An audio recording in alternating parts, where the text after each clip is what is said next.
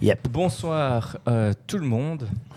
Une fois n'est pas coutume, je suis ici au lead pour la réalisation de cette émission, toujours sur Twitch, en direct avec l'équipe. Ah tiens, je m'entends dans mon casque. Ouais, c'est mieux. Oui, c'est beaucoup plus agréable, tiens. Voilà. Et voilà. ouais. Je vous entends aussi.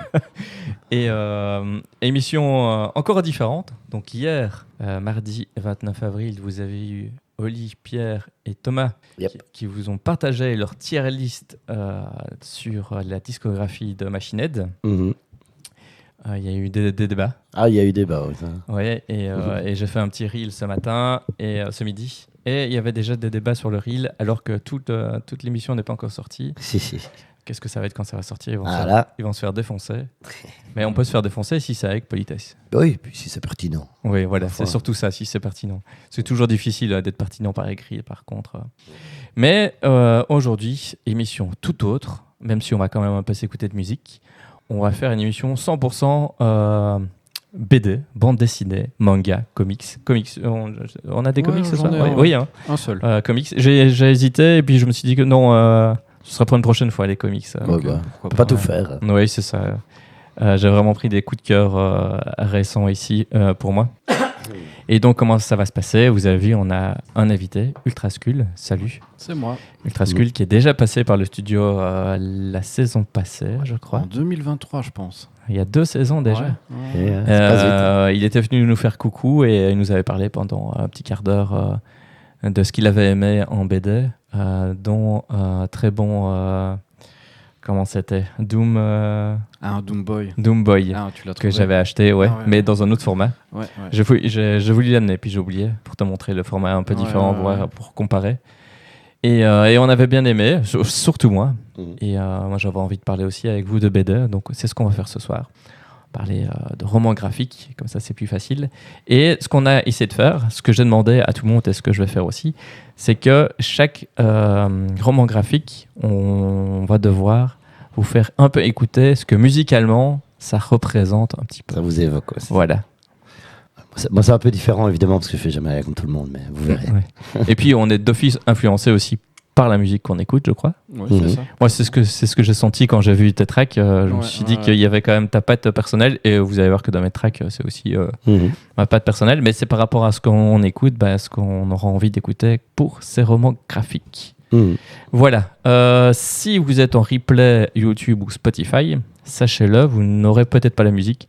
On va peut-être la couper. Spotify, c'est sûr qu'on va la couper parce qu'il y aura un souci de droit, donc il faudra couper la musique. Sur YouTube, je ne sais pas encore, mais je pense qu'on va la couper pour avoir cette partie plus podcast alors. Ouais, bon, vous aurez quand même les recos, donc vous pouvez quand même écouter. Tout à fait, ouais. Ici, la musique, c'est aussi pour nous reposer, parce que c'est fatigant de parler pendant 2 heures. Donc voilà, ce qu'on va faire, c'est qu'on s'est partagé le travail. Mhm. On en a quoi? Je ne sais plus combien j'ai noté. On a 14 romans graphiques à vous parler, ce qui est beaucoup au final. Mhm. On va voir comment ça se passe. Peut-être que ça ira très vite aussi. Peut-être qu'en 1 heure, ce sera plié. Et chaque fois, Ultraskull va faire un titre. Et puis, entre lui, il y aura soit Geff, soit moi. D'accord. On va faire comme ça. Et ne t'inquiète pas, Geff, tu seras prévenu tout assez quand c'est à Pas toi. juste avant. C'est ça. Et on commence tout de suite avec Ultraskull et son premier roman graphique. On essaiera de vous montrer un maximum aussi aux caméras. Ouais. On partagera peut-être aussi les BD à chacun pour que l'autre partage peut-être les écrans. Je ne sais pas encore. On verra. C'est une première full BD. Ok. Bah oui, bon, ok. Moi, je vais démarrer avec Helsing. Je sais pas, il y a la caméra... Oui, on voit très bien. On voit très bien, parfait. Ouais. Très belle édition. Je vais te mettre toi tout full sur seul. toi, ouais. Voilà. Je peux peut-être la passer à quelqu'un qui Non, va c'est la parfait, enfin. feuilleter, non Ouais, je peux Ah ouais. jeter un œil. Ouais. Tiens, voilà. Parce que j'ai écrit une petite intro, une petite présentation. Alors, moi, de toute ma sélection, c'est probablement le plus mythique de tout ce que j'ai pris. J'ai découvert ça d'abord avec l'animé sur MCM en 2004. Exact. Ça donne un petit coup de... C'est vrai que ça passait sur MCM. Ouais. Ouais. Et c'est mon premier choc. C'est la première fois que j'ai vu un animé violent. Exact. Est-ce Et- que tu te dis qu'en fait Dragon Ball c'est pas violent? Oui, c'est ça. Même les Chevaliers du Zodiaque, Ouais, tout ouais, ça, ouais. on se disait, oh ouais, il y a du sang, il se tape dessus et tout. Mais Hellsing, C'est un autre délire encore. voilà, on est dans du gore. Voilà. Alors, donc si vous ne connaissiez pas, c'est un seinen sorti en papier entre 1997 et 2008. Alors, qu'est-ce que c'est un seinen? Vous savez? C'est une manga pour adultes. Voilà, c'est ça. C'est des mangas destinés à un public plutôt masculin. C'est violent, c'est plus dark, plus complexe, plus mature. C'est aussi comme Doro et Doro, la prochaine que je vais présenter. Alors l'histoire se passe en Angleterre. L'organisation secrète Hellsing agit pour protéger le pays des forces du mal. Force de frappe de l'église protestante, ce groupe dispose d'une arme secrète des plus inattendues, Alucard. C'est un vampire surpuissant, armé jusqu'aux dents et apparemment invulnérable. Bah donc il y a un lien avec Van Helsing, le comics. Van Helsing d'ailleurs, c'est le... Castlevania aussi. Ouais, c'est ça. Alucard, ça reste quand même c'est le fils de Dracula. Ouais, c'est Dracula à l'envers. C'est ça. Si vous retournez le... Et alors, mais voilà, la mission de cet organisme-là va se corser quand ils vont commencer à faire face au Vatican. D'accord. Alors, question ouverte, qu'est-ce qui vous fait le plus peur, les vampires ou le Vatican? Quand tu regardes Hellsing, quand tu regardes Castlevania, l'anime qui est sorti sur Netflix, les plus dangereux, ça reste le Vatican. Voilà, on est bien d'accord. Alors, pour la track, je vais vous proposer Widow Song de Ghost. C'est pas le Ghost auquel vous pensez tous. C'est Ghost sans H. Sinon, je t'aurais coupé. Mais avant ça, est-ce que tu partagerais pas un peu visuellement ce que ça donne, parce que c'est ça qu'on n'a pas fait. Un petit peu. Il y a une petite page en couleur qui illustre pas mal.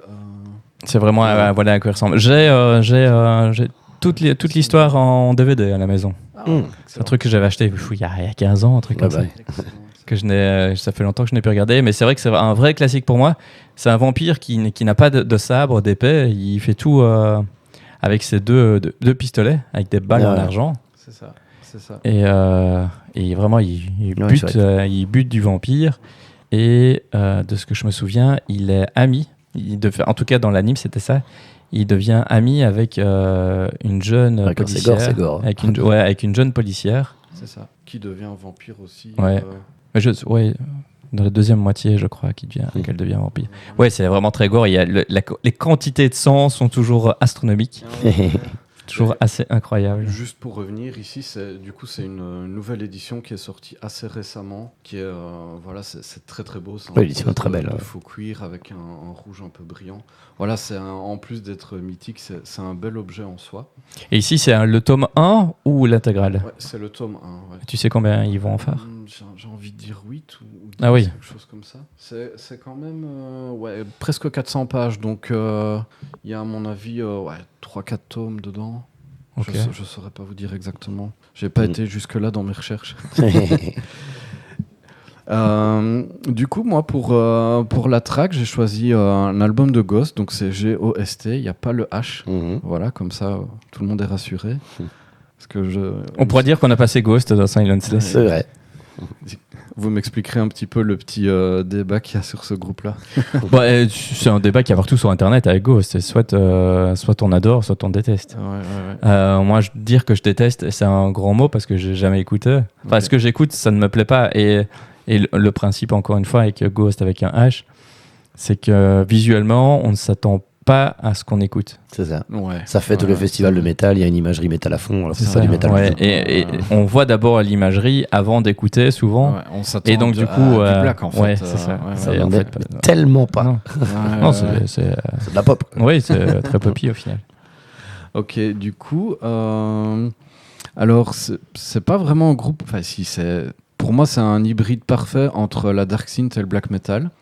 Je choisis quelque chose de sombre, gothique, occulte, avec un groove un peu indus, crado, parfait pour aller flinguer des morts vivants dans une cathédrale. Impeccable. Silenceless. Ghost pour illustrer Hellsing, le très grand manga. Pour poursuivre, c'est moi qui m'y colle avec ceci. Sound of Vinyl.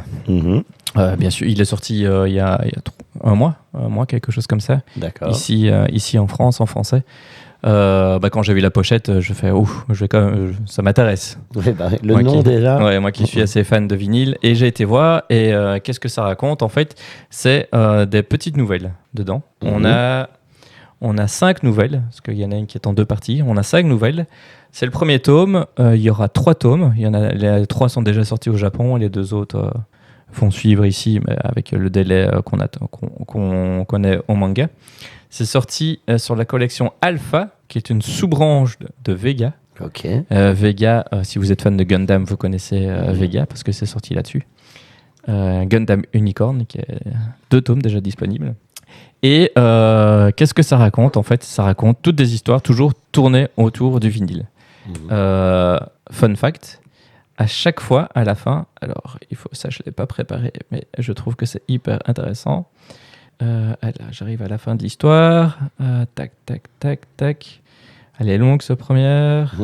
Voilà, tac. Et à la fin, en fait, de chaque histoire, vous avez... parce que le gars est un fan d'architecture, le mangaka. Et donc, il redessine chaque fois l'endroit où se trouve le vinyle. Excellent. Donc, la première histoire, c'est quoi? C'est une fille son grand-père est mort. Il a une collection énorme de vinyles. Et elle veut les revendre. Et donc, il y a une fille qui travaille chez un disquaire qui vient voir la collection pour acheter, prendre tout ce qui l'intéresse. Forcément, elle voit, il y a plein de choses qui l'intéressent. Et puis, ils vont sur la platine et il y a un vinyle dessus, en fait. Et après, il y a toute une histoire avec ce vinyle dessus. Ah, je parie que c'est le dernier vinyle que le papy l'a écouté. Qui a laissé pour sa petite fille, exprès sur la platine. Okay. Parce qu'il y a un message derrière. Non. Ouais, il y a une très belle histoire. Et toutes les histoires sont vraiment cool. Donc on a celle-là. La deuxième, trafic de disques, ça se passe. On sait pas. En fait, on a l'impression que tout se passe dans le même univers, mais dans des pays différents. Et il y a surtout de l'autoritarisme, c'est juste, dans certains pays qui frôlent un peu l'Europe, parce que ça se passe quand même, on dirait que ça se passe l'Europe. Ils parlent de Londres et tout ça à un moment donné, donc on sent quand même qu'on est en Europe. Et dans ce pays-là, on ne peut pas écouter de musique, comme on veut. On ne peut pas écouter de musique. Et donc, avoir des vinyles, c'est de la contrebande, quoi. Et donc, il y a une histoire où ils font de la contrebande de vinyles, parce qu'il y en a une qui est super fan d'un artiste, d'un groupe particulier. Et donc, c'est assez cool. La troisième histoire, on suit un groupe, les Beatles. C'est un peu c'est un peu ça, les Beatles, qui arrivent aussi ils se retrouvent, ils ont des problèmes d'avion, ils se retrouvent dans un pays pas très riche, ils font le tour, il y en a un des musiciens qui tombe dans un disquaire, et la boutique est superbement dessinée, même tu vois que c'est un dessin, mais t'as envie de rentrer dedans pour acheter des vinyles. La quatrième histoire, qui est en 2 parties, ça parle de bateaux pirates. Pirate dans le sens radio pirate. Ouais, je me doutais. Ouais. Et il se passe une aventure avec ce bateau radio pirate. Ah, ça a l'air chouette. Hein. Ouais, c'est vraiment chouette. Et pour la dernière histoire, je ne vous en dis pas plus pour vous laisser un peu de mystère. Alors, je vous ai quand même pris quelques pages que je trouve incroyables. Tac, hop, regardez-moi ça. On a juste envie de rentrer et de prendre un des vinyles, une des boîtes. Et c'est vraiment très détaillé. Les personnages, je trouve qu'ils sont un peu rétro dans le dessin, un peu ce qu'on avait quand on était plus petit. Ranma 1,5, Juliette je t'aime, des trucs comme ça, un peu années 90. Déjà rien que les coupes de cheveux. Ah oui, là on est c'est vrai. En plus, c'est vraiment une époque. C'est hyper détaillé. Alors, tac. Ici, on a un super plan de ville où ça joue sur un toit. Comme par hasard. Ah bah oui. Comme par hasard. Ouais. Et la dernière page, qui est une nuit, et avec le personnage qui est un peu moins détaillé, enfin toujours aussi bien détaillé, mais plus minimaliste. Et c'est vraiment incroyable. Moi, j'ai vraiment passé un bon moment. À une époque, je lisais beaucoup de romans. J'ai moins le temps, j'ai plus le temps de lire des romans parce que c'est trop long. Donc, j'étais un peu passé au roman graphique parce que c'était plus court. Et je suis très vite passé dans les mangas, et où il y a des collections énormes, des histoires très longues. Et commencer un manga à 20 tomes, c'est parfois rebootant, ça l'est pour moi. Et ça, c'est parfait. Ça a un petit chapitre avant de faire dodo. Moi, j'adore C'est une le principe petite des nouvelles histoire. aussi. On arrive à la fin et oui, des nouvelles en manga. Sachez que ça existe. Je ne sais pas si ça existe. Enfin, ça doit exister aussi en BD, mais je ne suis moins encore connaisseur. Oui, j'ai quelques exemples d'anthologies comme ça aussi, Oui, il y en a plein. un petit peu dans un même univers. Ça reste quand même assez rare, mais c'est super intéressant. Bah oui, et en fait, ce qui se passe aussi, peut-être que ça marche mieux aussi dans les mangas, c'est que souvent, ça passe dans des magazines qui sortent toutes les semaines. Ouais. Et on n'a pas de magazine chez nous de manga comme C'est ça. vrai. Il y en a un qui est sorti, qui est une collaboration, j'ai oublié son nom, qui est une collaboration entre la France, l'Allemagne et je ne sais plus le troisième pays. Et c'est tous des mangaka européens du coup qui publient là-dedans. C'est pas Atom?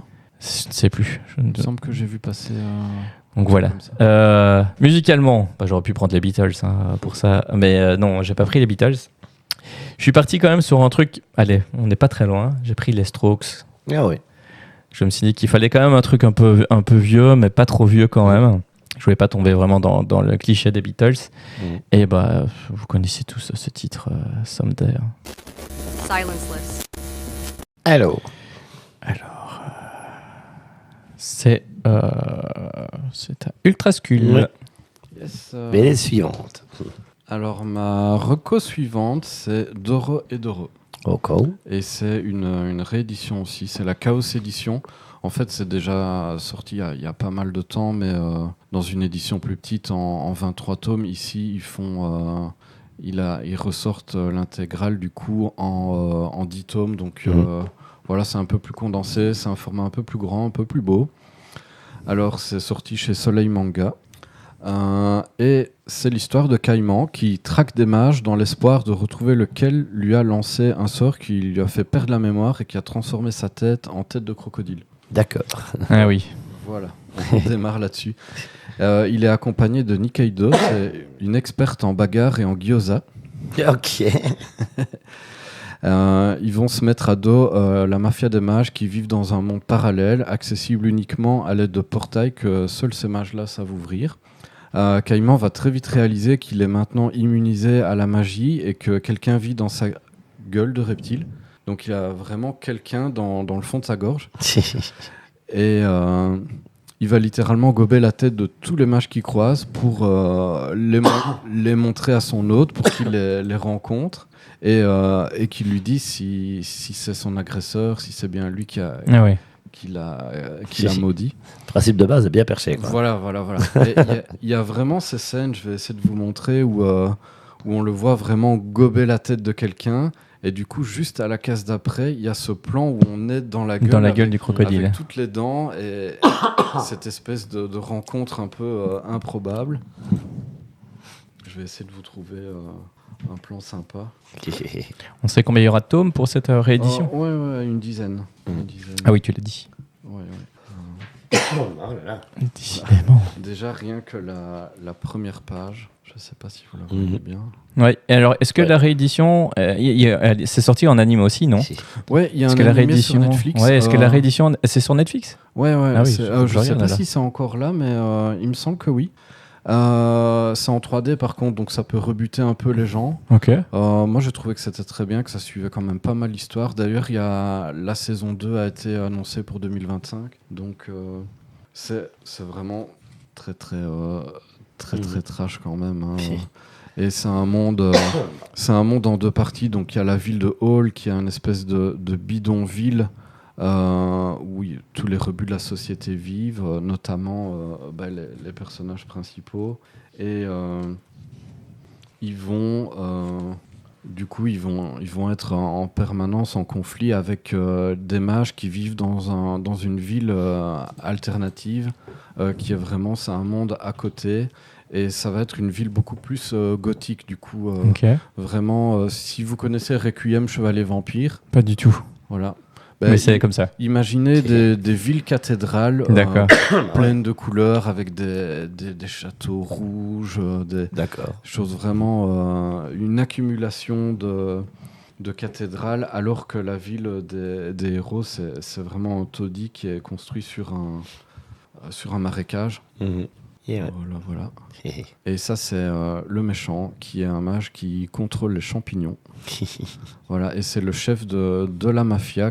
C'est vraiment toute une famille. Il est monté au sommet de la caste des mages et il a des centaines de mages sous ses ordres. Visuellement, c'est quand même très très intéressant. C'est Très détaillé c'est aussi. très trash, c'est très métal en fait. Voilà, il y a beaucoup de bagarres.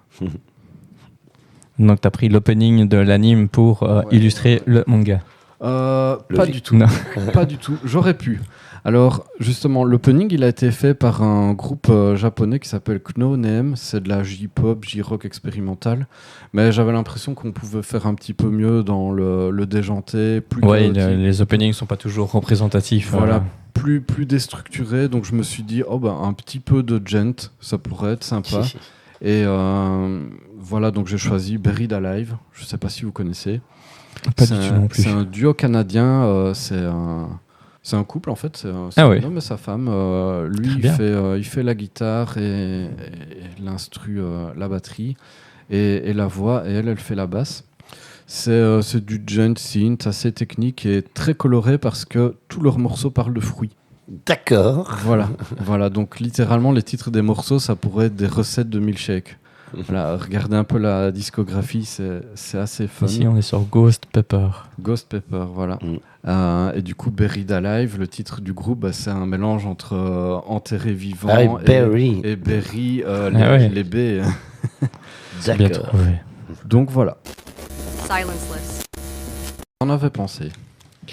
Moi, le gen, je connais, on écoute, on en passe aussi même dans l'émission. Moi, c'est sympa. C'est même très sympa. Le côté peut-être un peu synth, parfois un peu trop pour moi. Ouais. Je suis quand même plus habitué quand c'est un peu plus guitare. Bon, j'aime encore bien quand ça mélange un peu tout, n'importe quoi. Mais Ça peut ouais, partir, ça me fait c'est penser un au groupe là, qui est trop long que je n'arrive plus avec un beer dedans, un bear dedans. peu- Ah ouais, c'est ouais, Number Ones. Ouais. Ah, Mm. Et ça me fait un peu penser à ça justement, Ouais. que j'écoutais il y a 15 ans, tu vois. Ils ont pas relancé le groupe il y a pas longtemps. Si. Ouais, mais ou c'est pas la chanteuse qui a un autre groupe ou un truc comme ça? Spirit Box. Ouais, c'est ça. En fait, le guitariste et la chanteuse, enfin la deuxième chanteuse, Ouais. ont créé Spirit Box, qui cartonne dans tous les Ouais. sens. Et les autres musiciens et la première chanteuse Ah, ils sont revenus. reforment Our Little Number Ones. Ah oui, parce que malin. Ouais, ça j'avais pensé à l'époque. J'avais bien le côté Pareil. décalé. Pour poursuivre, Geff. Yep. Alors, de quoi est-ce que je vais vous parler, moi? Pour le coup, c'est pas une BD en particulier, je vais vous parler d'un magazine. Déjà, il faut savoir que, personnellement, j'adore la science-fiction. Et j'étais totalement passé à côté du magazine Métal Hurlant, qui est pourtant une ultra référence en bande dessinée de science-fiction. Déjà, la bande dessinée de science-fiction, jusqu'à mes 20 ans, je ne savais même pas que ça existait. Je suis passé complètement à côté pendant mon enfance. Enfin, c'est pas vraiment fait pour les enfants non plus, tu vas me dire. Hein, mais... J'ai jamais lu non plus, à moins de mon côté. Et donc, en fait, ils ont relancé Métal Hurlant en 2021. Mais Métal Hurlant, déjà, qu'est-ce que c'est à la base? C'est un magazine qui a été créé en 75 par, alors c'est Jean-Pierre Dionnet, je crois. C'est ça, ouais, c'est Jean-Pierre Dionnet, oui. Un français. Ah, français, oui. C'est un magazine français, hein, Métal Hurlant, oui, clairement. Lui, il était scénariste principalement. Oui, scénariste principalement pour des BD qui passaient dans Pilote. Pilote, c'était un peu, comment dire, c'était le magazine de Goscinny, quoi. Goscinny, donc Astérix, Oui. etc. Mais dedans, il y avait Gottlieb, il y avait plein de trucs intéressants. C'était pas vraiment l'équivalent non plus de Spirou, de Tintin. C'était quand même Plus adulte. un peu plus adulte, plus adolescent, en tout cas, ça c'est sûr. Et des sujets plus profonds, etc. Justement, du Gottlieb beaucoup plus absurde, des choses comme ça. Et donc, lui, il était intéressé par faire autre chose, quoi. Et donc, il y a Mandrika, je ne sais pas si vous voyez qui c'est, qui a fait entre autres le concombre masqué. Concombre masqué. Ouais, plein de trucs complètement absurdes aussi. C'est une vidéo d'Alain Chabat, ça. Avez-vous déjà vu? Ouais, ça pourrait. C'est très chouette comme BD, le concombre masqué. Enfin, tu vois déjà le concept, quoi. Ouais, je vois. Bref. Et donc, Mandrika lui a conseillé de lancer son truc à lui, quoi. Et donc, il s'est associé avec 2 autres qui s'appellent, que je ne me gourre pas parce que Jean Giraud, peut-être. Si, un certain Jean Giraud, exactement. Mieux connu sous le pseudonyme de Mébius. Moebius. Moebius, ouais. Et l'autre, c'est Philippe Druyet. J'étais pas sûr de son nom. Je savais que c'était Druyet, mais je savais plus que c'était Philippe. Et donc, à eux 3, ils ont lancé les Humanoïdes Associés, qui existent toujours, évidemment, maintenant en tant que maison d'édition. Mais à la base, les Humanoïdes Associés, c'était pour lancer un magazine. Et donc, le magazine, ça a été Métal Hurlant. Métal Hurlant, dont le but était de publier des auteurs, principalement de science-fiction, et donc de faire un magazine de bande dessinée, mais plutôt pour adultes, quoi. D'ailleurs, les premières années, c'était carrément interdit au moins de 18 ans, parce que ils abordaient des thèmes un peu dans tous les sens, puis ils n'avaient pas spécialement peur d'afficher de l'érotisme. D'ailleurs, donc, au départ, c'était vraiment adulte. Et alors, stylistiquement, c'est vraiment difficile à définir, parce que ça peut partir dans absolument tous les sens, quoi. Tu peux avoir des trucs en noir et blanc ultra minimalistes, comme tu peux avoir des trucs super fouillés, tu peux avoir de l'aquarelle, tu peux avoir... Parce qu'on a eu par exemple Lenki Bilal qui s'est retrouvé à publier là-dedans, et lui du coup c'est justement très aquarelle, très délicat. Tu as eu Hugo Pratt aussi, qui a lui fait Corto Maltese, qui s'est retrouvé aussi là-dedans. Il y a eu Gottlieb a aussi participé à Métal Hurlant à un moment donné. Enfin, il y a vraiment eu énormément de noms de la BD française qui sont allés là-dedans pour faire autre chose que de la BD pour enfants, quoi. Ah oui, c'est l'occasion, oui, c'est vrai que c'était vraiment l'occasion. Et donc, ça s'est terminé en 87, je pense. Ah, c'est fini pardon, je vais trop vite. Tu vas trop vite. Ça a duré au départ donc, de 75 à 87. Là, ils ont fini par se chamailler. Bref, voilà. Le problème d'argent, s'est planté. Oui, entre autres. Quand tu te chamailles, souvent... C'est plus qu'ils n'allaient pas vraiment dans la même direction. Ils avaient tous des envies différentes. Parce que ça marchait bien au départ. Je crois que c'était tiré à 50 000 exemplaires. Et sur la fin, on était à 90 000. Donc, ça n'a fait que grossir, quoi. Donc, c'était pas mal, ouais. Et ils ont aussi tenté de faire des genres de spin-off. Ils ont fait Métal, entre parenthèses, Hurlant Aventure, pour plus la BD d'aventure, mais ça n'a pas pris du tout. Par contre, il y en a une qui a bien fonctionné, qui s'appelle A-Nana, mais A-H, pas d'exclamation, Nana, et c'était fait que par des meufs, du coup. Ah, cool. Bande dessinée féministe, par des femmes, pour des femmes. Maintenant, pas sectaire non plus, parce que dans la rédaction de A-Nana, il y avait des hommes aussi. Enfin, voilà, c'est pas parce qu'il y a des hommes que ça ne va pas, mais le but était que ce soit quand même par les femmes, pour les femmes, quoi. Donc, dans une thématique féministe à fond. Pardon. Donc, voilà, donc c'est parti un peu... ça dans tous les sens. Et ça s'est terminé en 87. Ils ont tenté de le relancer au début des années 2000, mais ça n'a pas spécialement bien pris. Il y a encore eu un numéro tout seul, vers 2010 par là. Mais bon, voilà. Et ils ont réussi par contre à relancer vraiment le truc et que ça reprenne en 2021. Et d'ailleurs, que j'ai vu passer quelques pochettes que j'ai. Et donc, depuis 2021, là, je m'y intéresse vraiment et je les achète tous. Et c'est devenu un trimestriel. Et donc, finalement, c'est hyper intéressant parce que ça fait 250-300 pages chaque fois. Ah ouais, quand même. Ouais, hein. Ah oui, c'est de belles briques. C'est de belles briques, ouais. Combien d'histoires en moyenne ? Une grosse vingtaine. 20-25 chaque fois. Il y a des articles et des choses comme ça aussi. Il Ouais. n'y a pas que de la BD. C'est ça. Donc, il y a une vingtaine d'histoires et c'est chaque fois des nouvelles, en fait. Ouais. Donc c'est ça que j'aime bien aussi, c'est que tu dois pas obligatoirement acheter le suivant pour voir la suite. Ça, c'est le genre de truc qui m'énerve à fond. C'est des histoires chaque fois indépendantes, chaque fois par des dessinateurs et des scénaristes différents, mais ils essayent quand même d'avoir une thématique par tome. Donc parfois c'est sur le métavers, parfois c'est ils en ont fait un spécial Lovecraft, un grand classique, qui est vraiment chouette. Il y en a. Alors, je te coupe, Lovecraft, il est libre de droit en fait maintenant. Ouais, c'est tombé dans le domaine public. Okay, c'est pour ça que tout le monde l'utilise en fait. Oui. C'est ça, ouais. Bah oui. Okay. Donc, vraiment plein de thèmes intéressants. Donc, un thème par tome. Hein. Au départ, là, je ne sais plus si c'est sur les derniers tomes, c'est toujours le cas parce que je t'avoue que j'ai pris un peu de retard. Donc, je les achète toujours, mais je ne les ai pas encore lus, les derniers. Mais en tout cas, au début, les numéros impairs, c'était des BD qui étaient sortis dans le Métal Hurlant originel. Et les numéros pairs, c'est des auteurs actuels. Okay. Donc ils essaient de mélanger auteurs actuels et traditions, etc. Je pense que vous doucement mélangez tout ça. Hein, mais donc vraiment super intéressant. Pas mal d'articles de fond chaque fois. Hein, ça parle de quoi les articles ? Bah, ça, le dernier que j'ai lu, c'était justement sur la notion de métavers, et donc ce sont des articles sur cette notion de réalité alternative, de métavers, etc. Comme ça peut être aussi des articles qui parlent de l'histoire de Metal Hurlant. Au départ, c'était surtout ça. Ça racontait un peu tout l'historique. Ça peut être des interviews de gens aussi. Il y a une interview de Ridley Scott dans un des derniers, par exemple. Donc vraiment des trucs super intéressants, quoi. Ouais, clair. Et tu voulais parler de ça de ce que j'affiche là. Oh. Ah oui, ça c'est le suivant. Il n'est pas encore sorti, mais effectivement, le prochain qui sort, il est spécial Hellfest. Ok. Je sais pas du tout ce que ça va donner. Je sais pas du tout non plus. Mais c'est cool de faire cette. Enfin, je trouve ça cool. C'est une collaboration qui me semble assez pertinente. Ouais. Ça serait marrant une petite BD qui se passe pendant le Hellfest. Ouais, ça serait chouette à fond. Bah, je suppose que, oui, ça va se tourner autour du. Ouais. En tout cas, ça. du monde du métal, ça Ouais, c'est sûr. ouais. Ça s'appelle Metal Hurlant, oui, et je crois que je ne serais pas étonné que ce soit plus de la BD fait pour des métalleux. Ouais, bah, ça va être le cas, complètement. D'ailleurs, je râle un peu, enfin, à voir et rien à voir. Quand la Bovry a réouvert ici en 2017, là, il y avait 2 expos. L'exposition principale qui était des collections du Louvre, qui était Exact. exposée ici, je sais pas si tu te souviens. Ouais. Et il y a toujours une deuxième expo en même temps, toujours une expo bis Ouais. à la Bovry.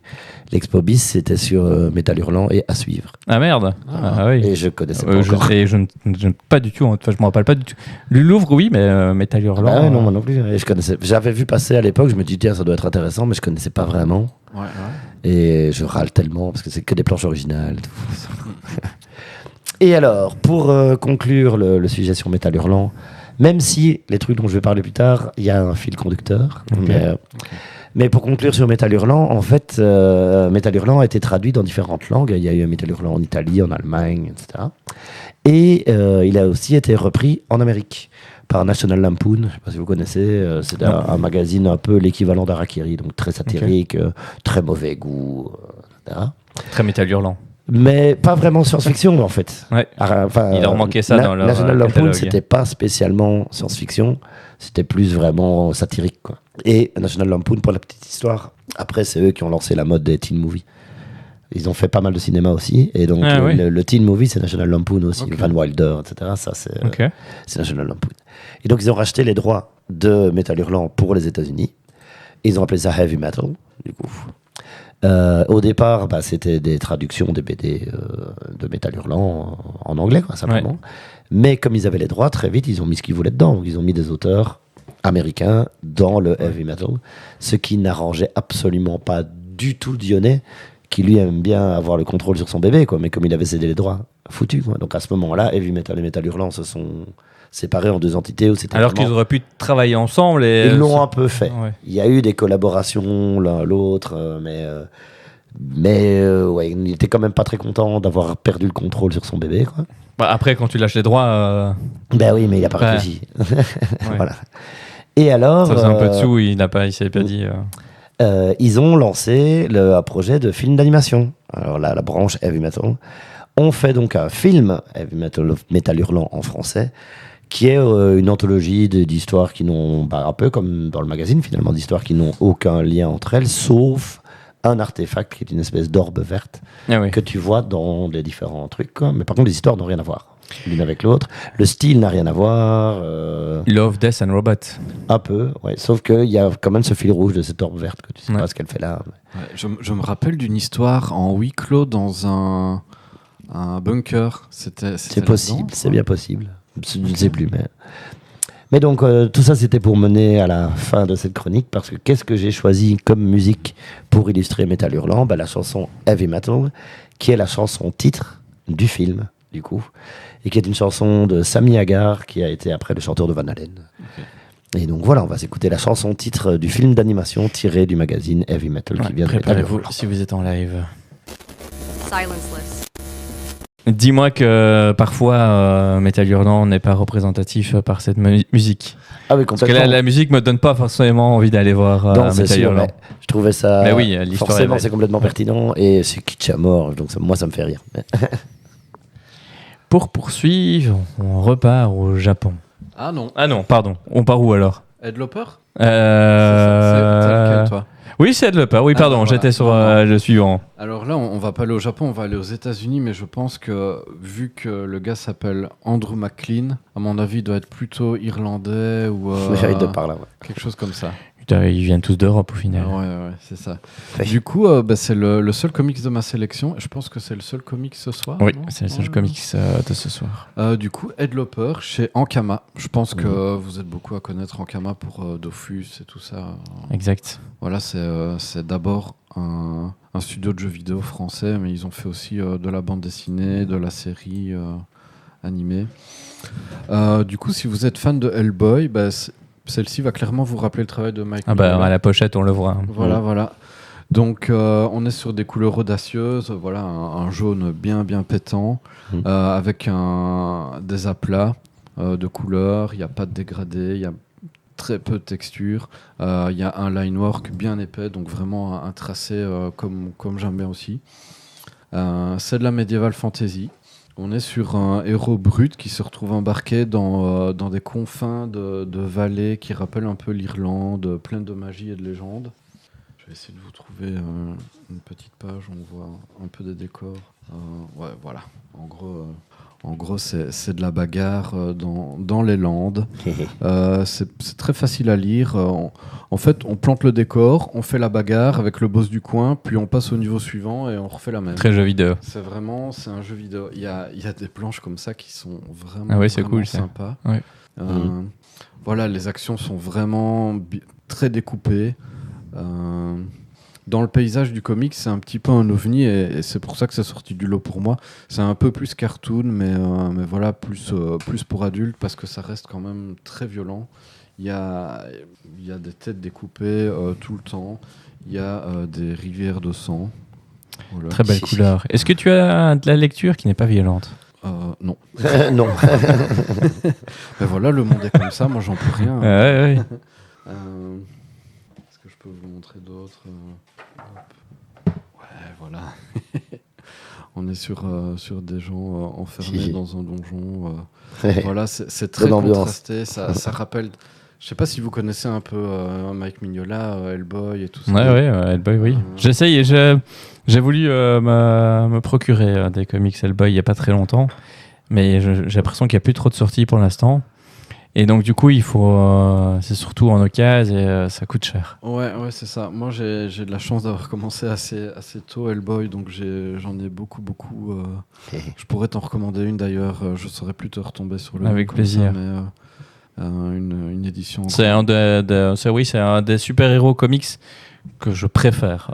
Je suis pas très super-héros au final. J'aime bien les comics, j'aime bien le format comics.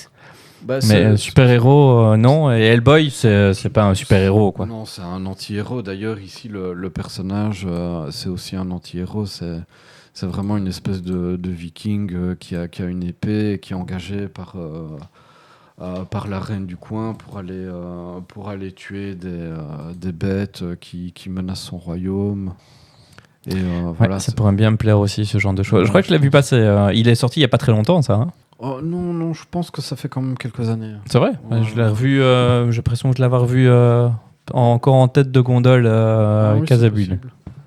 C'est très possible. Et voilà, ici, il va arriver dans une vallée où les roches, elles vont vous rappeler, si vous connaissez la Giant Causeway, ces espèces de piliers d'obsidienne hexagone, sauf qu'ici, ils sont roses et les nuages, ils sont beiges. Ouais, ils sont cool, les couleurs. Ouais, c'est chouette. Voilà, c'est vraiment très, très sympa. Du coup, c'est en 2 tomes. Donc ça, cool. Ça, c'est quelque chose que je recommande si vous n'avez pas envie de vous investir dans Hellboy. Voilà, Hellboy, si tu commences. Parce que Hellboy, il n'y a pas d'histoire en un tome, quoi. Non, la saga principale, c'est une 20aine de tomes. Et puis après, il y a BPRD, donc le bureau paranormal auquel il travaille. Ça, c'est encore une autre série.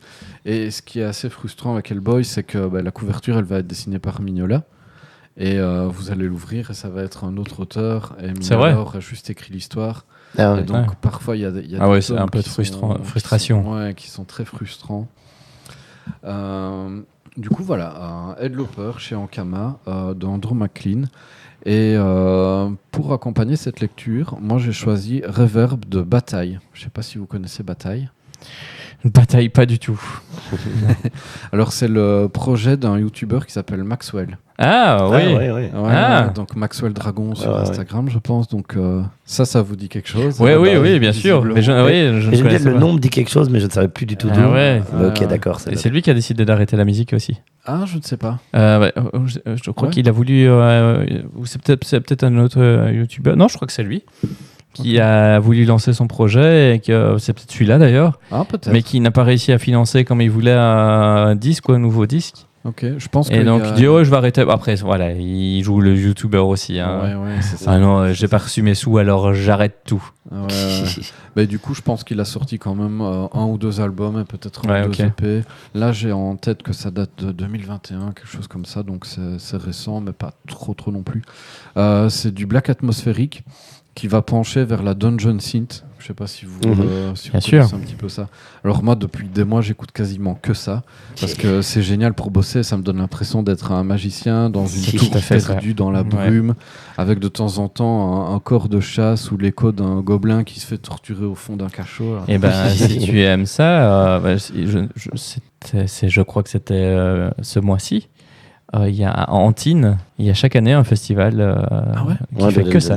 Ah, mais ça Ouais. m'intéresse vraiment. Et c'est dans un château en plus. Ouais, Euh, ok. Ils Bah, font, le vendredi, ils font plus metal, black metal. Ouais, Et le samedi, ce n'est que Dungeon Synth. ok. Mais bah, alors, des trucs ultra pointus, il y a des gens qui viennent de super loin pour ça, quoi. Ouais, il y a plus d'étrangers que de. Mais Que de Belges. si on revient un petit peu sur l'histoire du Dungeon Synth, il me semble que ça remonte aux premiers albums de Bourzoum. Au final, le début du black metal, c'est ça en fait. C'est ça, c'est des tracks très atmosphériques C'est avec ça. quasiment pas de voix, que de l'instru. Et Mhm. voilà, c'est très fantasy. Ça pourrait, Ouais. On pourrait écouter du Tolkien, Si. lire du Tolkien avec ça. C'est très, très mélancolique et parfait pour une épopée épique. Tout à fait. C'est pour ça que j'aime beaucoup aussi, que je crois que peut-être dans l'équipe Silence, les gens sont peut-être un peu moins fantastiques et tout ça, je crois. Peut-être le plus fantastique de l'équipe. Mhm. Et donc oui, moi j'écoute plus facilement ce genre de choses. Mais j'aime bien les ambiances aussi. Moi, dès que c'est immersif, ça m'aide beaucoup à aimer. Eh ben, voilà. Bataille en avant. Je me trompe tout le temps de souris. Silenceless. Bataille. Dungeon Synth. C'est parfait pour ton livre. Ça je suis. Pour moi, c'est une des meilleures correspondances pour l'instant. Ah ben, Si, parfait, je suis content que ça te plaise. Alors, pour poursuivre, je vous présente ceci. Et oui, La musique passe toujours en fond. tu peux la couper. Bah, je l'ai coupé ici. C'est vrai. Alors je la coupe carrément. Ça veut dire qu'il faut abaisser un autre truc, je crois. Voilà, c'est coupé. On dirait qu'on est sur un roman. Mhm. Mais en fait, non, on est bien sûr un roman graphique. Ah, Alors, on est sur l'anthologie de Inyo Asano. Inyo Asano, que si vous ne connaissez pas, c'est une erreur. Inyo Asano, c'est lui qui a fait Bonjour, Bonne nuit Poun Poun. Bonne nuit Poun Poun, qui est toujours un manga en 10, 12 tomes, qui raconte l'histoire d'un jeune garçon qui doit avoir au début de l'histoire 10 ans peut-être, et qui finit adulte à la fin. mhm. Et il lui arrive que des merdes. Et il doit faire que des choix de vie, et il fait que des mauvais choix de vie. D'accord. C'est assez énervant, parce que chaque fois qu'il y a des choses qui vont bien, Il fait de la lui il merde. fait un mauvais choix derrière. Et la subtilité que Inyo Asano a fait, c'est qu'on ne voit jamais à quoi ressemble Poun Poun. Poun Poun, en fait, il est dessiné en petit canard très mal fait. Ok. Et donc c'est la subtilité du truc. Et donc toute sa famille aussi, il n'y a pas que lui, toute sa famille aussi en canard comme ça. Très, très facile vraiment des petits dessins. Mais avant de faire ça, Inyo a fait plein de choses. Et il a écrit beaucoup de nouvelles pour plusieurs magazines. Et ici, c'est une anthologie, donc on va retrouver plein d'histoires différentes. Alors je vais vous montrer quelques pages, parce qu'il n'y a rien à faire. Son trait est quand même juste incroyable. Regardez-moi ce visage. Mm. C'est juste parfait. Mais ça me rappelle un peu Dead Demon Destruction. C'est possible? Je C'est ne pas lui qui a connais fait pas. ça Non, Je vais regarder un ça petit m'étonnerait. Ouais. Oui, parce que je suis. C'est un des mangaka que je suis assez régulièrement. Et c'est vraiment superbe. Alors, je vous montre encore quelques trucs avant. Tu me rappelles son nom? Inyo Asano. Inyo Asano. Ici, on a une superbe double page avec une moto assez incroyable. Je vais mettre devant. Mhm. Tac. Et je crois que j'avais encore une page à vous montrer. On va y arriver. Tac. Toujours énormément. Si vous regardez ici le couple de dos. Eh ben j'avais raison, c'est Yeah. bien lui qui a fait C'est vrai Dead Demon. Ouais. Ah, voilà. C'est un animé, vous pouvez le voir, je pense, sur Crunchyroll. Mhm. Ok. C'est très très intéressant. C'est vrai qu'il a un caractère design assez particulier. Il y a des personnages qui vont avoir des visages assez réalistes. Et à côté de ça, il y aura un gars qui aura une tête en cube. C'est ça, ouais. Et alors ici, il y a vraiment. Ça a été, l'anthologie a vraiment été bien faite. Parce qu'ici, la première histoire, on ne le voit pas, mais je ne vais pas vous en montrer plus.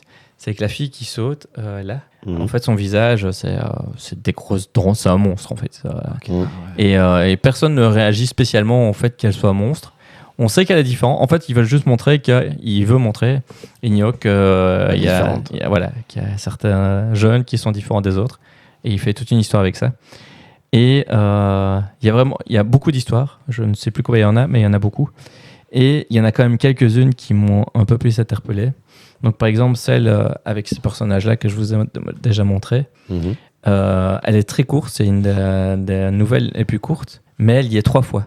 Ah ouais, ok. Elle y est 3 fois, mais avec un point de vue différent. Ah oui, excellent. Donc, en fait, on entend... Les dialogues sont toujours là. Donc, les bulles des dialogues sont toujours les mêmes dans les 3 histoires.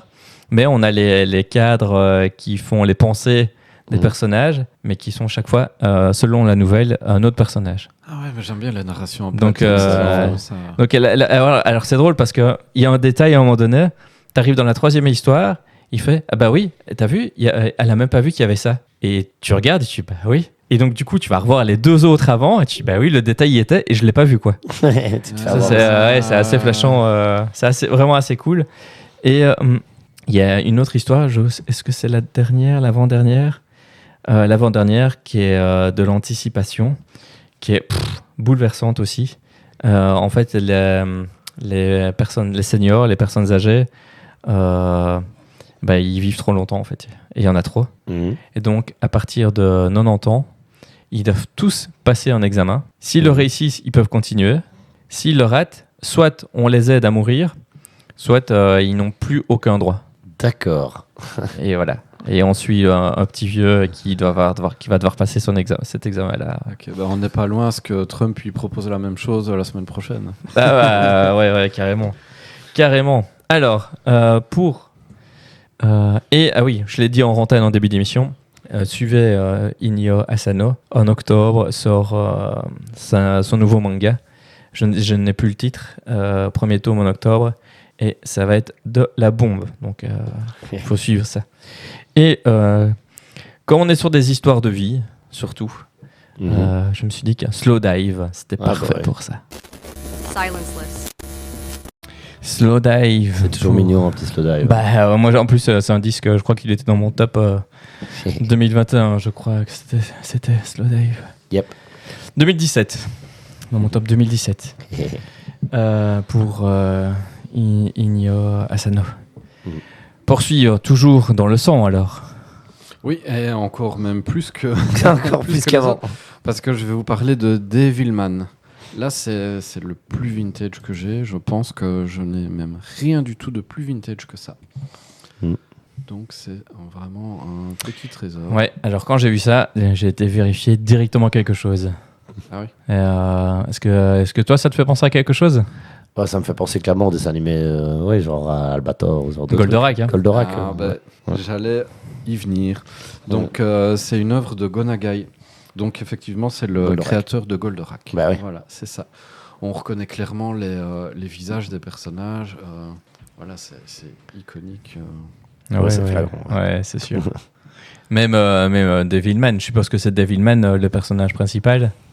Oui, alors, Je vais y venir. Ouais, pardon, Ouais, je te laisse. J'ai une petite structure très bien organisée. Parce qu'une structure désorganisée, Le gent. c'est vrai. Donc ici c'est un seinen, même si à la base il a été publié dans un magazine de shonen. Le shonen ça va être One Piece, Naruto, Dragon Oui, Ball. vraiment donc, ado, quoi. vraiment le héros, le dépassement de soi, le pouvoir de l'amitié et tout ça. Mhm. Ici on est plutôt sur de l'ultra-violence, du très gore et de l'invocation de démons et compagnie. Donc voilà, c'est beaucoup plus adulte. C'est même vraiment beaucoup plus adulte que du Goldorak. Voilà, on est sur vraiment de la bagarre entre anges et démons. Ouais, cool. Et alors, c'est sorti à la base en 72 au Japon et seulement en 99 chez nous. Donc, on est quand même pas mal à la traîne. Ah oui, bon, on est de moins en moins quand même. Hein. Ça va un peu plus vite. Ouais, maintenant ça va beaucoup plus vite. Et alors, c'est la seule BD de ma sélection que vous allez galérer à trouver parce qu'ici, c'est une réédition de 2015 en édition limitée. C'est Black Box. Et moi, je l'ai vu sur le net entre 90 et 120 € en occasion. D'accord. Moi, je l'ai payé 18, mais il y a super longtemps. Ouais, ça fait mal. Là, ça. J'ai acheté ça au Renard Doré à Paris. Si jamais vous faites un tour à Paris, je vous conseille vraiment d'aller faire un tour là-bas. Ils ont aussi un petit lieu où aller manger. C'est très spécialisé. C'est vraiment une grosse référence. Donc pour l'histoire, oui, je reviens un petit peu sur le fait que c'est un artefact assez onéreux. Moi, quand je l'ai sorti de ma bibliothèque, il y avait une tache de choco séchée dessus. Donc voilà, c'est après que j'ai appris que c'était probablement une des BD les plus chères que j'avais dans ma collection. Voilà. Ouais. Je suis beaucoup plus respectueux d'habitude de bande dessinée. Mais les erreurs arrivent. Voilà. Puis ça se nettoie facilement quand même, Oui, ce genre voilà. de... Heureusement que c'était sur la couverture et pas en ouais, premier, c'est ça. Elle est partie, il n'y a plus rien. Pour ce qui est de l'histoire, on va suivre deux ados, Akira et Ryo, qui vont participer à une messe noire et devenir des démons pour tenter d'empêcher l'enfer d'envahir la Terre. Ah oui, Là, il va être des méchants pour pouvoir arrêter les méchants. Oui, voilà, c'est ça. En gros, on est sur du Devil May Cry, mais 30 ans plus tôt. Ok, c'est vrai. Si vous avez regardé d'ailleurs la série qui est sur Netflix. J'ai commencé, j'ai pas réussi à accrocher autant que Castlevania. Ouais, c'est vrai que c'est un petit peu le même genre. Moi, j'ai vraiment beaucoup apprécié. Et surtout, si vous tenez jusqu'à l'épisode 6, il y a deux histoires qui se font en parallèle. Ouais. Qui sont dans des styles visuels complètement différents. Okay. Je vais pas vous en dire plus, mais ça vaut la peine d'aller jusque-là. Je suis pas assez connaisseur de la licence, je crois, pour. Ouais. Je crois que c'est parce que je suis pas connaisseur de la licence qui a fait que j'étais pas accroché. Ok. Mais voilà, ça reste quand même super. Ah oui, super divertissant, oui. Voilà. Et du coup, pour l'album, j'ai choisi Obsession du groupe Thornhill. Je sais pas si vous connaissez. Pas du tout. Moi, c'est une découverte très récente. Alors, c'est clairement du post-Deftones. D'accord. Mais un peu plus énervé. Ça pulse, c'est éthéré, ça allait vite, mais c'est quand même lourd en même temps. Magnifique. Voilà. Silenceless. Et voilà, oui, Oli, si tu nous écoutes, est-ce que tu n'as pas déjà passé ça dans l'émission si c'est un groupe australien, ça m'a dit quelque chose à force de voir le nom et d'écouter. Bon, en l'absence de notre ami Kev, on va continuer avec moi. Tac. Souvenir d'Emanan, qui est une fille. Donc ça commence comment ? C'est une fille qui est sur un bateau. Donc on voit qu'il monte sur le bateau. Et elle rencontre le jeune homme, c'est celui-là. Elle rencontre ce garçon et ils vont commencer à parler ensemble. Ok. Et elle va lui, est-ce que j'ai pris des pages ? Elle va lui raconter un truc. Elle se rapproche de lui parce qu'il y a d'autres gars qui sont un peu lourds, des vieux lourds dans le bateau, et donc elle va se rapprocher de lui et elle va passer du temps avec lui. Des vieux marins entreprenants. Ouais, mais non, même je crois que juste des passagers. Mais et alors Emanon, c'est son nom et c'est une comment on appelle ça, quand les lettres sont dans un autre ordre. Un anagramme. Un anagramme de no-name. Ok. Parce qu'elle veut pas donner son nom en fait. Et comme elle veut pas donner son nom, il continue et puis elle va lui raconter qu'elle est, je sais pas si je dois le dire ou pas en fait. Je veux pas le dire parce que si jamais ça vous intéresse, c'est de la science-fiction. On est sur de la science-fiction. C'est une alien. Je ne dirai pas oui ou pas non, comme ça vous ne serez pas surpris. Et donc toute l'histoire sur le bateau et elle lui raconte et il doit la croire ou pas. Il sait pas s'il doit la croire ou pas et ils discutent pendant tout le trajet. Ça se lit hyper vite. Hein. C'est une histoire qui se lit vraiment très très vite. Difficile de pas tomber amoureux de la fille quand même. Hein. Ça, y a rien à faire. Et à un moment donné, ils s'endorment tous les deux et le garçon se réveille parce que le bateau est arrivé et elle n'est plus là. Oh. Ouais. Il y a encore un petit truc qui se passe après que je ne peux pas vous dire. Et voilà. Elle n'a jamais existé, c'est ça? Je ne répondrai pas. Il faut le lire. Et alors, c'est un tome solo, mais il y a 2 autres livres qui sont sortis. Les Mémoires d'Emanon et j'ai oublié le titre du 3e, qui sont plus ou moins des suites. Donc, commencez par ça. Ça, c'est vraiment la base. Si vous aimez, prenez la suite. Ce que je dois faire d'ailleurs, parce que j'ai aimé. Je l'ai fini il n'y a pas très longtemps aussi, celui-là, et je vais prendre la suite. Et c'est aussi c'est une good story. Ça, c'est un film. Pour moi, il faut faire un film de ça. Parce que ça marche très bien. C'est presque un huis clos, vu que ça se passe sur tout le bateau, sauf la post-scène, si on veut, qui se passe dans une gare. Donc, en plus, dans un endroit aussi très atypique. Et oui, pour moi, c'est un truc qui doit finir dans un film. Et le gars, j'ai pas dit son nom, Shinji Kagio, et le dessinateur Kenji Tsuruta, sorti sur Latitude, comme ça vous savez. Ils ont gagné plein de prix derrière. Enfin, ils ont une histoire incroyable. C'est très vieux en fait. Ça date de 2008. C'est sorti en 2018 ici. C'est une édition 2023, pardon. L'édition 2023 est sortie en 2008, donc ça a pris du temps aussi pour arriver ici en Europe. Mais moi, c'est ce genre d'histoire quand je vais dormir, quand je suis l'après-midi tranquille, dans le calme. C'est une jolie histoire comme ça. C'est des choses qui me parlent beaucoup. Ouais, je ne connaissais pas du tout, figure-toi. Ça a l'air très chouette. Ça a l'air pas mal. Merci ChatGPT. Ben oui, parce que en fait, je me sers un peu de ça parfois quand j'ai besoin des recommandations. Oui, voilà. Plutôt que chercher, parce que c'est pas forcément tout facile de trouver. Et quand on cherche souvent, on a des nouveautés, et c'est pas forcément dans les nouveautés qu'on trouve des choses. Donc je le challenge un peu, et puis après, il me donne des noms, je vais un peu voir, est-ce que le dessin me plaît, parce qu'il n'y a rien à faire. Un roman graphique, c'est surtout le dessin. Ouais. Et donc, je suis tombé là-dessus, et je suis tombé amoureux de cette histoire, qui est une très belle histoire. C'est peut-être un bon moment pour faire la promo de Casabule.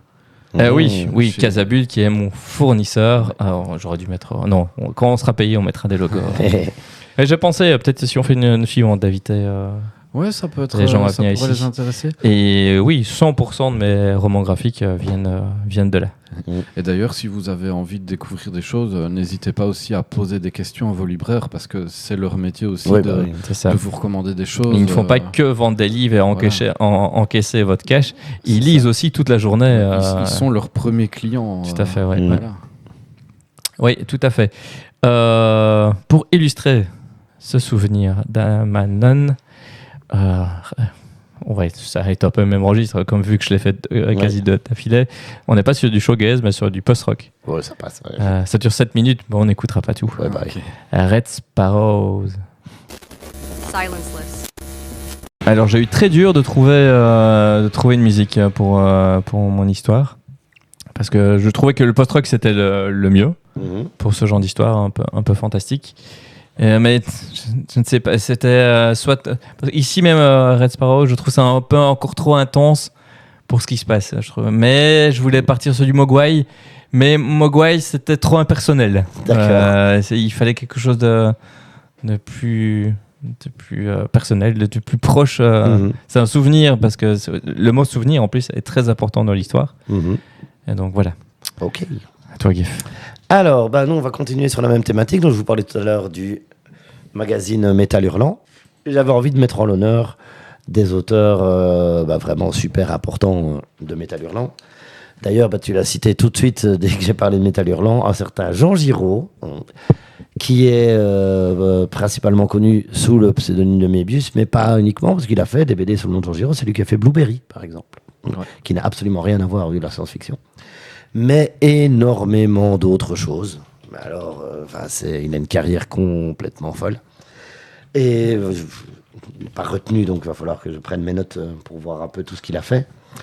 Mais il a collaboré avec des gens dans tous les sens. Et son œuvre, surtout, était extrêmement influente pour d'autres, quoi, principalement pour le cinéma. Clairement, il a fait une BD avec Dan O'Bannon, qui est scénariste américain, qui s'appelle The Long Tomorrow. Et quand tu lis cette nouvelle-là, The Long Tomorrow, clairement, la ville a inspiré Blade Runner. Et le cinquième élément. Quoi. Les villes très verticales comme ça, c'est The Long Tomorrow. C'est exactement la même chose. Il y a carrément eu c'est pas du plagiat, c'est des hommages très appuyés. Ils ont repris un des personnages de Mébius dans Star Wars. Quoi. Les petits droïdes qui ont des pattes en tout que tu vois sur la planète Hoth à un moment donné. Ces espèces de droïdes ronds. Avec les droïdes de radar là. Des droïdes radar, c'est ça. C'est Mébius qui l'a dessiné au départ. Pas du tout pour Star Wars, quoi. Ah bon? Mais ils l'ont repris en lui demandant son autorisation. Mais c'est un hommage à Mébius, quoi. C'est un hommage rémunéré, donc ça va. Oui, mais lui, c'est même pas un personnage d'une de ses histoires. C'est un détail qu'il avait dessiné dans le fond. Et les gars de Star Wars ont trouvé ça cool et donc l'ont récupéré avec son autorisation, évidemment, quoi.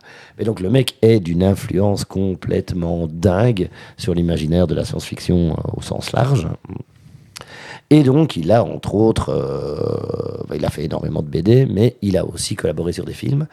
Et il s'est retrouvé à rencontrer un cinéaste, du coup, qui est Alejandro Jodorowsky, qui est franco-chilien, lui. Et qui avait déjà fait un film, c'est La Montagne Enchantée, je crois. Halluciné. Montagne Hallucinée. Et lui, c'est du cinéma très psychédélique, très ésotérique. Il faut pas trop essayer de comprendre, quoi. Et il s'était lancé, à un moment donné, dans l'idée de faire une adaptation de Dune.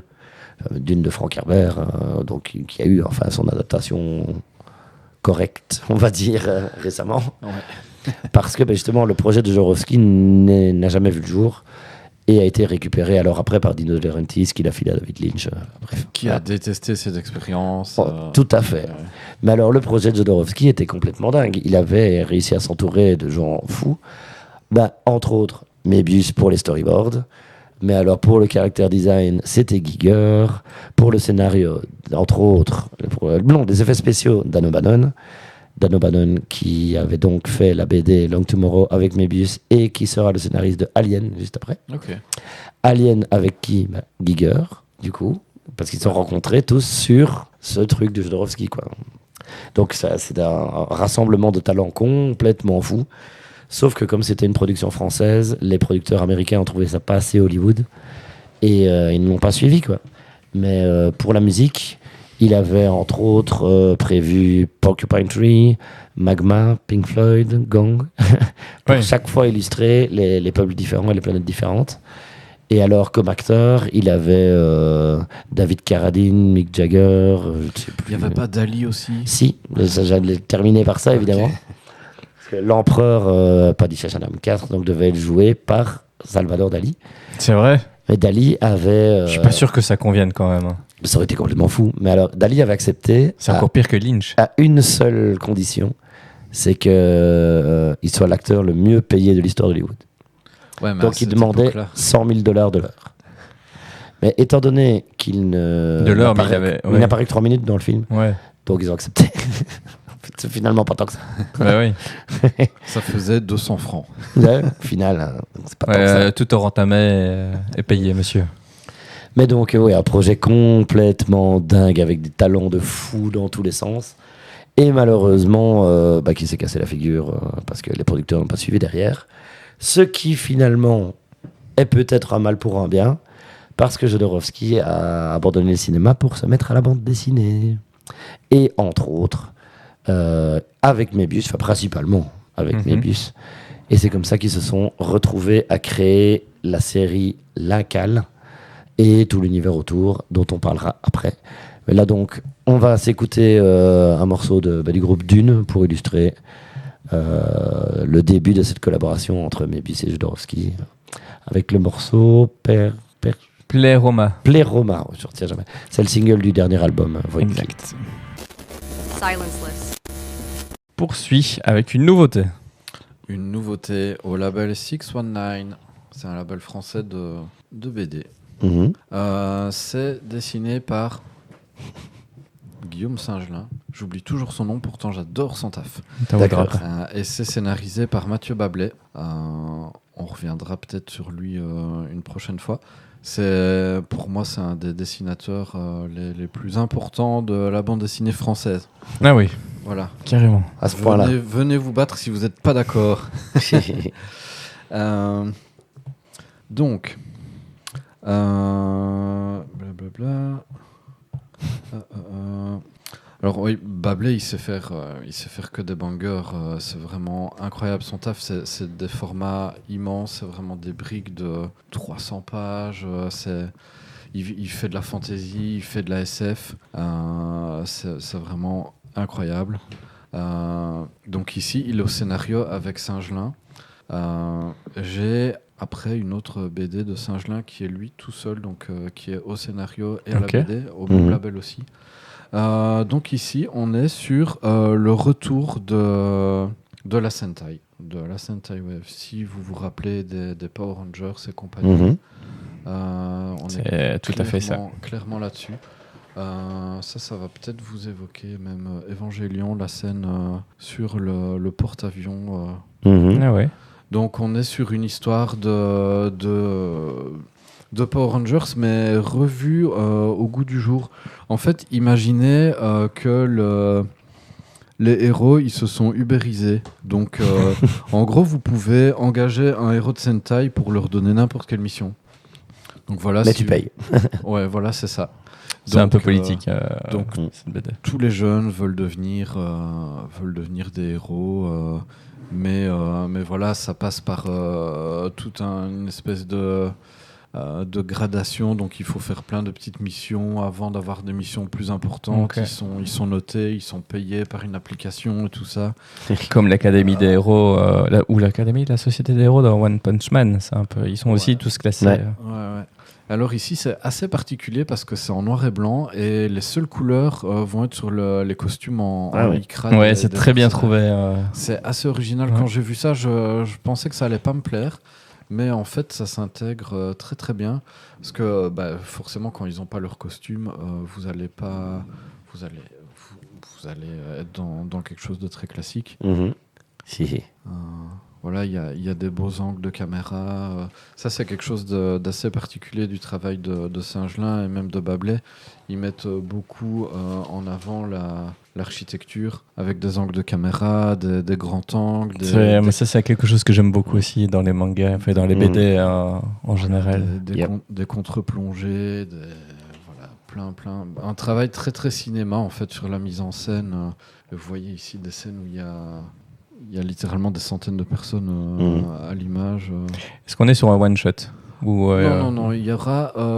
c'est 1 sur 3. Ok. Donc il y en aura 3 autres. Ça reste encore assez court à suivre. Donc on va être vraiment sur des jeunes paumés qui essaient de trouver leur place dans la société. Il y a aussi... C'est assez particulier. Ça, je ne sais pas si vous avez déjà vu ça dans une BD. C'est des pages informatives sur l'univers. Ah ouais. Donc on va avoir vraiment... Je pense que j'ai ça à la maison. Ouais.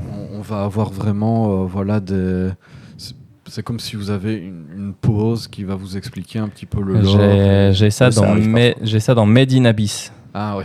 Et Made in Abyss, entre chaque chapitre, on a des explications sur les monstres de l'Abyss, Ouais. sur les plantes, ce genre de choses, Absolument. sur des recettes. Absolument traumatisant, Made in Abyss. Traumatisant, j'en ai vu pire, donc ça va. Mais oui, c'est. Moi, j'ai pas lu, j'ai vu que l'animé. Par contre, j'ai rien vu de pire. Et alors, ce que tu vois dans l'anime, ça n'a Ah oui, ça va plus loin. parce que l'anime, ils ne descendent pas très bas encore, je crois.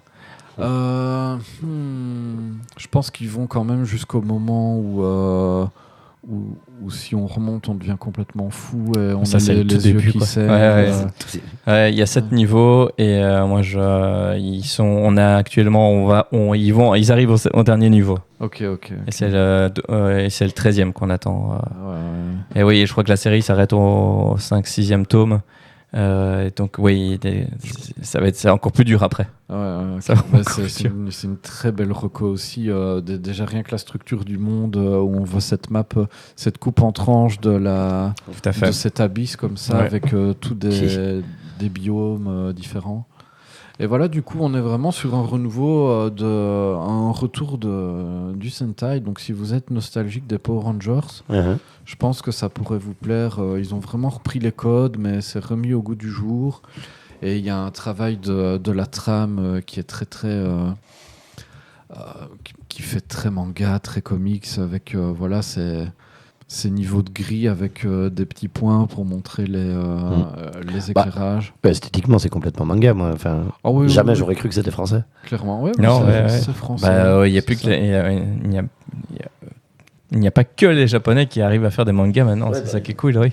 Et si vous êtes fan des Power Rangers, n'hésitez pas d'aller voir la collection, l'éditeur Vestron, qui publie des comics.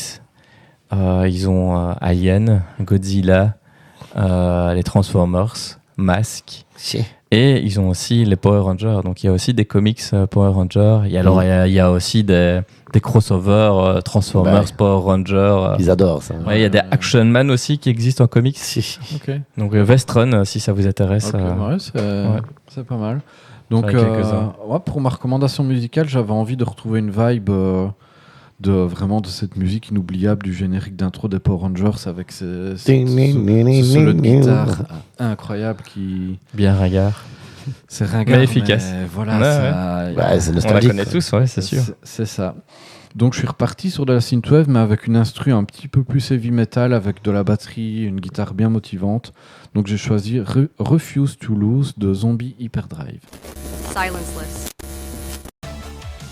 Zombie Hyperdrive. Yep. Ultra Skull, tu poursuis. Alors moi j'avais envie d'ici de revenir sur pour moi ce qui est vraiment un incontournable. D'ailleurs c'est très d'actualité, c'est Nausicaa de Hayao Miyazaki. Très bel aquarium à Dunkerque aussi.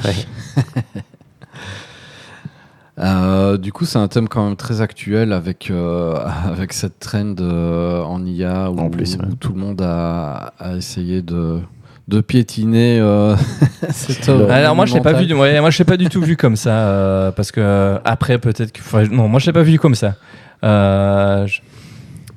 On aime tous ceux qui connaissent en tout cas aiment ces dessins et trouvent ça vraiment super cool et avoir des moments moi je l'ai fait avec mes enfants tu vois par exemple et avoir des moments avec son chien avec des personnes que tu aimes avoir dans la façon moi je le vois plus comme un vrai hommage en fait parce que tu n'en fais pas de commerce avec ça tu vois tu vas pas les vendre si des gens en profitent pour les vendre ok ça va va pas, pas bien après juste pour toi dire voilà ça c'est mon fils avec mon chien je trouve ça mignon tu vois c'est pas je ne vois pas vraiment le mal là-dessus je vois le travail de personne parce que je vais pas demander à un illustrateur d'aller faire ce genre de travail mais si j'ai un outil qui me permet de le faire je le fais ça va rester dans mon téléphone et puis ça va disparaître voilà. Et surtout tu peux pas aller lui demander à lui de le faire oui voilà ouais. alors du coup voilà Nausicaa c'est sorti en format papier en 82. Ah oui. Ça remonte, ça m'a un peu choqué de voir ça. Et le long métrage, lui, il est sorti en 84. Je n'ai pas vu celui-là. Et regarde-le, franchement, c'est incroyable. Et ça suit très très bien. En fait, si vous regardez la BD, c'est littéralement un storyboard de l'animé. Hein. Ça reste très très d'actualité, je trouve, parce qu'il y a un beau message sur qui peut permettre de conscientiser sur l'égoïsme, l'autodestruction, notre impact sur notre environnement et tout ça. Je pense que ça peut vraiment aider aux gens à comprendre Il est Voilà. très fort pour des histoires qui sont intemporelles. Hein. C'est ça, c'est très très intemporel. Si vous regardez l'animé maintenant, visuellement, c'était déjà tellement beau à l'époque et tellement bien monté. Voilà, on s'ennuie pas. C'est vraiment pour moi un incontournable. C'est même probablement mon animé préféré parmi tout ce qu'il a fait. Et on parlait de Moebius un petit peu avant, mais il y a un petit peu quelque chose aussi. On sent bien que c'est une époque où ils ont dû un peu tous s'influencer. Se copier, oui. Pas trop bien, mais S'influencer, ouais. ils se connaissaient, quoi. C'est ça, Ouais. c'est ça. Ouais, c'est sûr. Après, c'est Et l'époque. quand tu vois l'architecture là-dedans, oui, mais clairement, il y a un côté un peu... Puis c'est l'époque qui veut ça aussi, je crois. Mhm. Tu ressortirais toutes les BD de 2010. Mhm. On est sûrement dans quelque chose qui est aussi Il y a un truc peu, dans l'air du temps, oui, j'imagine. Hein. ce qui est normal. C'est ça. Donc, alors pour mon choix musical, j'aurais pu choisir la facilité en prenant la soundtrack du film, Encore une fois. qui est instrumentale. Qui est parfaite en plus. Enfin, parfaite, Ouais, c'est elle qui représente le mieux. De Joe Hisaishi. D'ailleurs, j'avais été voir le concert orchestral. C'est phénoménal, vraiment. Mais voilà, j'avais pas envie de choisir la facilité. J'avais envie quand même de rester sur de l'instrumental parce que c'est vrai que c'est tout un orchestre comme ça pendant une lecture, c'est peut-être un peu lourd quand même Ouais. à écouter. Dans un film, ça passe parce qu'on est dans l'action et tout ça, mais quand on est dans une lecture, voilà, j'aurais tendance à prendre quelque chose d'un peu plus discret. Donc j'ai choisi le groupe Magic Sword. Je sais pas si vous connaissez. Non, et ça m'a fait peur quand j'ai vu le nom. Ah ouais. L'épée magique. C'est une fois de plus de la synthwave. Ah ouais, Il ok, va ça falloir va alors, que je fasse un petit peu autre chose à un moment. On dirait que c'est ça Mais, que tu aimes. voilà, si vous regardez leur mise en scène, ils sont avec vraiment des capes noires et des masques avec un néon. Ok. Et ils ont des épées laser. Et Ah ouais. ils ont toute une espèce d'iconographie comme ça, très rituelle. Silenceless. Tu voulais nous dire quelque chose que tu vas oublier sur la musique. Mhm. Ouais, du coup, le titre de morceau, c'est There is Still Good in You. Donc, voilà, il y a quand même un petit message d'optimisme. On sent bien dans ça nous emporte, ça nous Mhm. élève. Ouais. Voilà, un petit peu comme dans Nausicaa, il y a quand même du bon, malgré que le monde s'effondre, il y a quand même encore moyen de trouver de la beauté. On espère. Et pour nous, ici aussi, on espère que ça va aller. Pour poursuivre, on est presque à la fin, il nous en reste 3. Un Ouais. chacun. Oui, donc pour conclure, moi, ma saga, on va dire, je vais vous parler donc d'une BD qui m'a particulièrement marqué il y a, à mon avis, quand même déjà plus de 10 ans. Parce que. Enfin, oui, ça date déjà. Bref, cette BD s'appelle La caste des métabarons. Et en fait, il y a un lien complètement avec tout ce dont je parlais avant, parce que c'est une BD de Jodorowsky au scénario et bon, Jiménez au dessin, et non pas Mébius.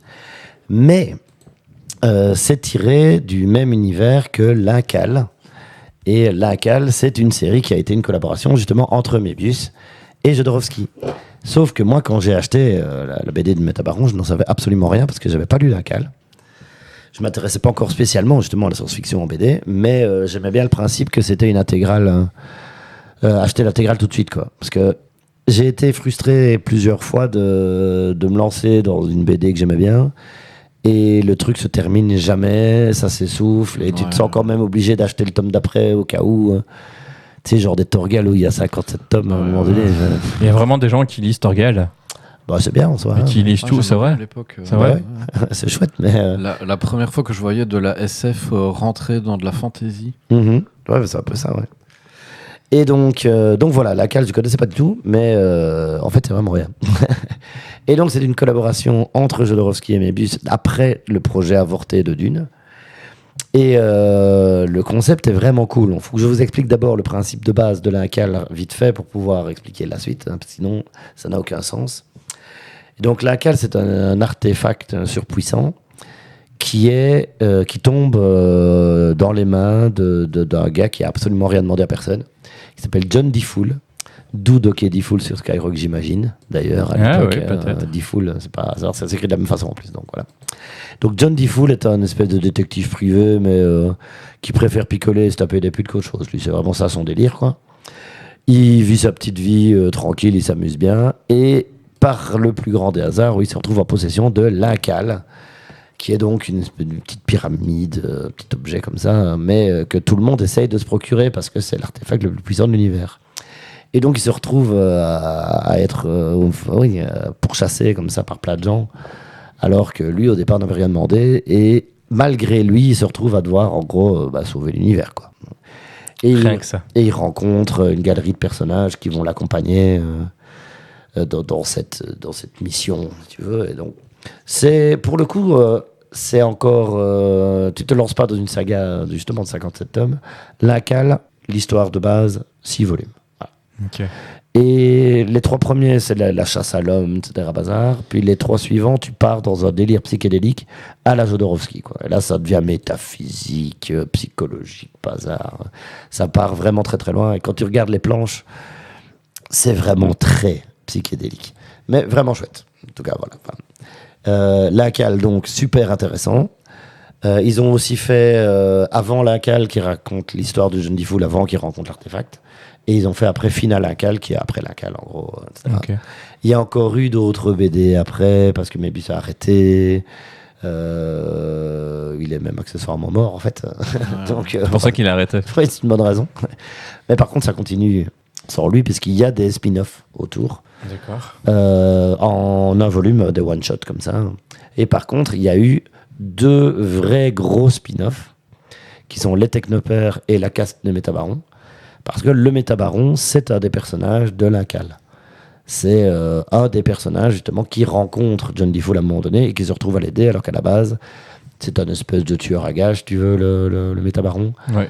Mais le plus puissant de la galaxie, et donc tout le monde essaie de l'avoir dans sa poche parce qu'il est quasi invincible, beaucoup trop fort. Okay. Le Métabaron, c'est vraiment le tueur ultime de l'univers.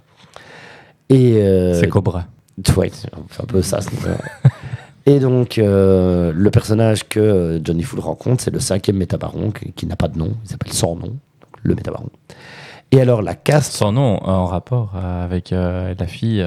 aussi, effectivement.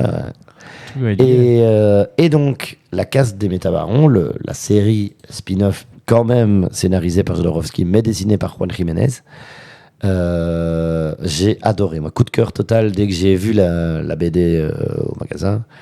Je l'ai feuilleté, j'ai été conquis par le style de Jiménez tout de suite.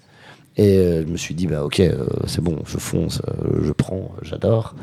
Il y a la manière dont il arrive à retransmettre les émotions dans le regard de ces personnages. Quand les gens sont terrorisés ou très fâchés, vraiment dans le regard, il y a un truc assez dingue. Je vois qu'ils ont fait un featuring avec Avatar aussi. Avec Avatar. Ils sont bleus, les messieurs. Ah, je ne vois pas... Non, tu vois pas là, autour de la madame. Ah oui, c'est pas, pas spécialement. Ouais, c'était une blague. Oui, pour le coup, pas spécialement. Et donc, là, c'est encore autre chose. Ça, c'est Métabaron, c'est la suite. Ouais, okay. Mais la caste des Métabarons, donc celle que j'avais achetée à l'époque, ça raconte toute la généalogie des Métabarons jusqu'au 5e, donc sans nom.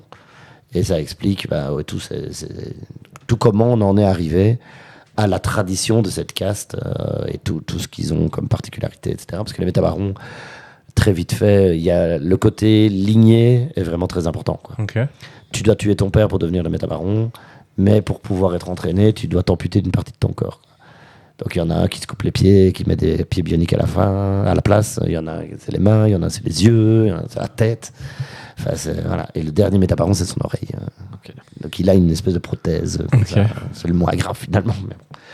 Et donc il y a toute une raison pour laquelle le 5e Métabaron, donc sans nom, est qui il est et le caractère qu'il a. C'est tout le poids de l'héritage qu'il a derrière lui qui est expliqué du coup dans la caste des Métabarons. Et ce que tu montrais il y a quelques minutes, ça c'est Métabaron tout court. Et ça c'est la suite et c'est l'histoire de Sans Nom, donc le 5e Métabaron. Au-delà de ce qui s'est passé avec la Cale, c'est son histoire à lui globalement, quoi. Okay. Est-ce qu'on peut lire l'un sans l'autre ? Oui, parce que moi, quand j'ai lu La Case des Métabarons, je ne savais pas que ça avait un rapport avec la Cale, je ne connaissais pas, okay. Et ça suffit complètement à soi-même. Okay, tant mieux. Et donc voilà, tu as aussi les technopères, là c'est sur une secte, qui est encore une fois de l'univers de l'Incal. Mais le style par contre est beaucoup plus synthétique, surtout au niveau des couleurs. Ouais, C'est beaucoup plus artificiel, on voit tout de suite, ça n'a absolument rien à voir. Ah ouais, moi j'aime bien, moi. Oui, mais je ne dis pas que c'est pas bien. Ouais, c'est mais différent. Ça n'a aucun rapport. Et j'aime encore bien ce principe-là aussi, que donc on reste dans le même lore, mais comme ce sont des dessinateurs différents, ils amènent chacun un peu leur patte, leur touche, leur sensibilité au truc. Et voilà. Et même si c'est un lore relativement riche, parce que bon voilà, t'as avant la cale, finale la cale, les quelques spin-offs, les métabarons, ça reste quand même accessible, quoi. C'est pas comme les comics où à un moment donné, imaginons que tu veuilles t'intéresser à Batman, tu commences par où, quoi. Ouais. T'es perdu. Arkham Asylum. Il y a plein de one shot quand même aussi. Ouais, qui peuvent être vraiment bien. Hein. Ouais, qui. Killing Joke, des machins comme ça, c'est génial. Ouais, c'est ça, ouais. Mais t'es perdu. Oui, il faut. Ouais. Alors que là, au moins, il y a une chronologie claire et nette. Le lore se tient. Oui. Oui, après, tout n'est pas forcément logique en plus dans les comics. Que là, au moins, clairement, si. Ouais. C'est chapeauté de manière claire et nette. Il y a une fin, il y a un début, il y a une fin. C'est ça. Les comics. Ouais, mais ça, il y a jamais. C'est encore un peu discutable, mais c'est une des spécificités du truc. Et donc, pour illustrer la bagarre du Métabaron, qui est le bagarreur le plus fort de l'univers, je vais mettre Baroness avec l'album rouge, qui est l'album qui te pète le plus. Parce qu'il a ce côté aussi force tranquille que la musique de Baroness a, quoi. C'est pas du trash metal, quoi. Non, le mec, il est juste beaucoup trop fort, et c'est tout, quoi. Il peut détruire une galaxie s'il veut, quoi. Il est trop fort. Il n'est pas rien. Silenceless. Deux belles Dernière ligne droite. histoires à vous partager. De belles découvertes. Ultra Skull, c'est à toi. Ouais. Du coup, on va rester sur de la SF, mais ici, ça va être un Frontière de Singelin qui du coup est tout seul sur ce projet-ci, qui nous a pondu une brique de 192 pages, je pense. C'est vraiment épais, c'est vraiment très beau. C'est de le rapporter jusqu'ici. C'était très très lourd. Du coup, c'est toujours au label 619. Visuellement, je pense que la première chose qui va interpeller, c'est le design des personnages qui est très chibi. Okay. Alors, c'est vraiment des grosses têtes avec un corps très épais et des minuscules pieds. Montre-nous ça. Je vais vous montrer des exemples. Je les ai vus sur la 4e de couverture. Ouais, voilà, on peut peut-être regarder là, c'est plus facile. Ça spoil pas de trop. Ah ouais. Côté un peu enfantin comme ça. Voilà. Donc on est sur, pour moi, ce que j'ai envie de dire, c'est un peu l'inverse d'un space opéra. Voilà, c'est pas grandiloquent, on va pas sauver l'univers d'invasion d'aliens. Ça va être tout l'inverse. On va être sur quelque chose de plus intimiste, plus introspectif. Donc on va se retrouver aux côtés de gens qui se remettent en question, sur leur place dans la société. Les humains sont déconnectés de la Terre qu'ils ont ruinée. On est encore un peu sur un petit message écologiste aussi. Et du coup, l'humanité s'est tournée vers les étoiles. Ils vivent dans des stations spatiales qui appartiennent à des conglomérats beaucoup trop gourmands et avides. Ça dénonce le capitalisme à outrance, la pollution, la déshumanisation. Encore un livre de wokiste. Voilà, exactement. Mais c'est très très très beau. Si vous avez joué à Death Stranding par exemple et que vous vous êtes baladé dans des décors comme ça avec votre gros sac à dos, vous allez voir un petit peu des adapté à quel âge ça paysages. On dirait que ça peut être vu par un enfant, mais est-ce que le scénario permet ça? Je pense que c'est quand même c'est pas trop violent, mais il y a quand même un message peut-être un petit peu plus qu'un enfant ne va pas comprendre. Ado, oui, mais il va pas comprendre, mais s'il le lit, ça va passer quand même. Je pense. Donc on est sur quelque chose visuellement très très beau avec un travail des couleurs incroyable. C'est vraiment magnifique. Moi, c'est une des BD qui m'aura le plus marqué ces dernières années. Si vous êtes fan de SF, ça va vraiment vous plaire. On peut y aller, ouais. Voilà. C'est sorti en quelle année, ça? C'est sorti il n'y a pas très longtemps, je pense, l'année dernière, quelque chose comme ça. Voilà, c'est sur des gens qui se remettent en question, qui vont un petit peu changer de parcours. On va suivre un petit peu 3 trames narratives en même temps qui vont se retrouver à des moments différents et s'influencer. C'est très très beau. Ça a l'air vraiment chouette. C'est très très fort, c'est un bel objet. Et du coup, pour accompagner cette lecture, moi j'ai recommandé l'album Anemoya de l'excellent youtubeur Alt236. Ah oui, Décidément, oui, c'est- tout à fait. Ouais. Voilà, vous pouvez aller regarder toutes ces vidéos, tout est parfait. super. Il parle de quoi, lui? Lui, il va parler de j'ai envie de dire de pop culture, mais un peu plus dark. Ok. Il va parler de peut-être la maison des millefeuilles, je sais pas, la maison des feuilles par contre, par Oui. exemple. Il a parlé des espaces liminaux. Il a sorti d'ailleurs un livre là-dessus. Il va parler de manga, de Blame, il va parler de Magic l'Assemblée. Ok. C'est à chaque fois des vidéos hypnotisantes parce qu'il a une voix et la manière de mettre en scène tout ce qu'il raconte, c'est vraiment...